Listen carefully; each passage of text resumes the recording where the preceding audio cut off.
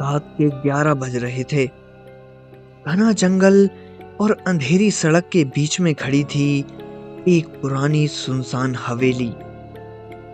लोगों का कहना था कि जो भी उस हवेली में गया वो वापस नहीं लौटा। लेकिन राहुल और उसके 3 दोस्त अजय, सोनिया और प्रियंका इन अफवाहों पर यकीन नहीं करते थे। वे एक भूतिया व्लॉग चलाते थे और इस बार उन्होंने तय किया कि वे इस हवेली की सच्चाई को दुनिया के सामने लाएंगे। जैसे ही वे हवेली के अंदर घुसे, दरवाजा अपने आप जोर से बंद हो गया। सोनिया घबरा गई, लेकिन राहुल ने सबको शांत रहने को कहा। हवेली के अंदर हर तरफ धूल जमी थी। दीवारों पर अजीब आकृतियां बनी हुई थीं और हर कोने से अजीब अजीब आवाजें आ रही थीं। अचानक प्रियंका ने एक पुराने संदूक पर नजर डाली। जैसे ही उसने संदूक खोला, उसमें एक पुरानी डायरी मिली। डायरी में लिखा था, अगर यह पढ़ रहे हो तो इसका मतलब है कि तुम भी फंस चुके हो। यहां से निकलने का सिर्फ एक ही रास्ता है, परछाइयों से बचो।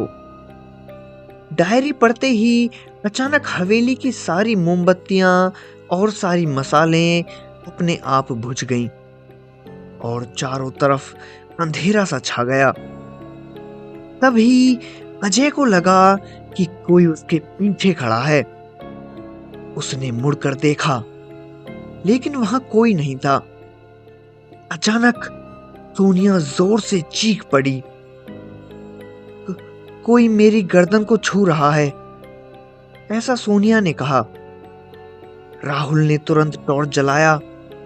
टॉर्च की रोशनी में दिखा कि हवेली की दीवारों पर परछाइयां हिल रही थीं, लेकिन वहां कोई शरीर नहीं था।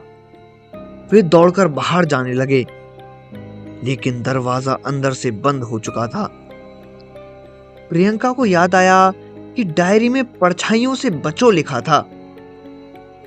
उसने घबराते हुए कहा, शायद हमें रोशनी में रहना चाहिए। राहुल ने जल्दी से अपने फोन की फ्लैशलाइट ऑन की और जैसे ही रोशनी फैली, उन सब ने देखा वहां एक परछाई खड़ी थी, लेकिन उसका कोई शरीर नहीं था। परछाई धीरे धीरे उनकी तरफ बढ़ने लगी। अचानक अजय जमीन पर गिर पड़ा, जैसे किसी ने उसे खींच लिया हो। राहुल ने झट से संदूक से एक माचिस निकाली और एक लकड़ी जला दी। रोशनी होते ही परछाई कांपने लगी और धीरे धीरे गायब हो गईं। राहुल को समझ आ गया कि हवेली के अंदर केवल रोशनी ही उन्हें बचा सकती है। वे सब मिलकर अपने फोन की लाइट्स और माचिसों से रोशनी बनाए रखने की कोशिश करते हैं। धीरे धीरे हवेली में अजीब घटनाएं होना बंद हो गईं। तभी उन्हें दरवाजा खुलने की आवाज आई। वे सब भागते हुए बाहर निकले। जैसे ही वे बाहर निकले, हवेली फिर से एकदम शांत हो गई, जैसे वहां कुछ हुआ ही ना हो। प्रियंका ने कांपते हुए पीछे मुड़कर देखा। हवेली की खिड़की से वही परछाई उन्हें देख रही थी और फिर हवेली का दरवाजा एक जोरदार आवाज के साथ अपने आप फिर से बंद हो गया।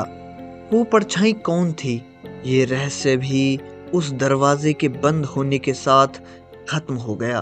तो दोस्तों, ऐसे ही डरावनी और रहस्यमयी कहानियों को जानने के लिए हमारे चैनल को सब्सक्राइब करें।